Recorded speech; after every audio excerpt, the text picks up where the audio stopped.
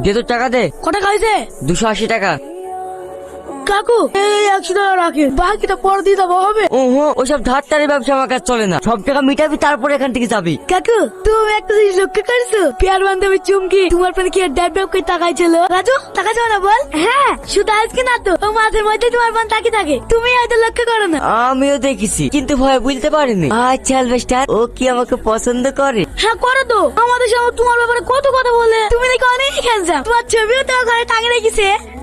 সত্যি? আরে হ্যাঁ গো, হ্যাঁ। তাহলে আমরা যাই। হ্যাঁ হ্যাঁ, যা। চল রাজু। কটা হয়ে গেল? থাক রাজু, তোমাকে আর কষ্ট করতে হবে না, আমি সাইকেল নিয়ে হেঁটেই চলে যাবো। দাঁড়াও পিয়া, রাজু ব্যাগটা থাকতো হয়ে গেছে, সাবধানে বাড়ি যাও। Thank you. এইবার তুই প্রপোজ এক্সপেক্ট করতো। বললে হলো, প্রিয়া শুধু আমাকে ভালোবাসি, তাই না বলো? দেখো তোমাদের দুজনের মধ্যে যে আমাকে সব থেকে বেশি ভালোবাসবে, আমার সব শখ পূরণ করবে, আমি তাকেই ভালোবাসবো। তাহলে আমাদেরকে কি পরীক্ষা দিতে হবে? তোমাদের দুজনের মধ্যে যে আমাকে সবচেয়ে সুন্দর গিফট দিতে পারবে, আমি তাকেই। ঠিক আছে, সব বুঝতে পেরেছি। খাবার খাও, মজা নিয়ে ঝাল বড়া, তোমার লিয়ে একবার স্পেশাল করে ভেজে লেছি। কি ব্যাপার বলতো, তুই আমাদেরকে ঝাল বড়া লেছি খাওয়াচ্ছি, ডাল মে তো কুছ খাওয়া হে। কিছু বলো না ভাবি, আমার ভাবিকে আমি ভালোবেসে কিছু খাওয়াতে পারবো না নাকি? লা ভাই আর একটা, আমি তোমাদের গ্রামে গিয়ে তোমাদের বান্ধবীর মুখে তোমার অনেক নাম শুনেছি, তুমি নাকি বিয়ের আগে দেখতে অনেক সুন্দর ছিল, কিন্তু এখন তো কেমন একটা হয়ে গেছো। হবেই তো, সব তোর ভাইয়ের লিগি। কত করে বলে একটা ইলেকট্রিক রাইস কুকার কিনে দিতে, তখন পরে গরমের মধ্যে রান্না করতে গেলে স্কিন কালো হয়ে যাবে না বল?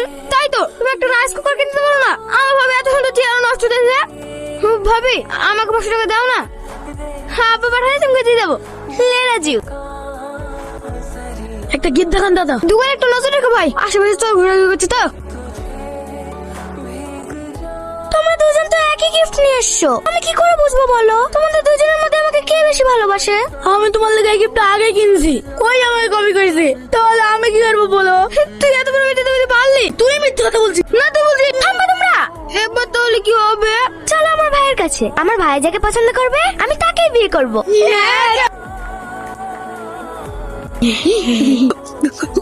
দাদা ওরা চলে এসছে।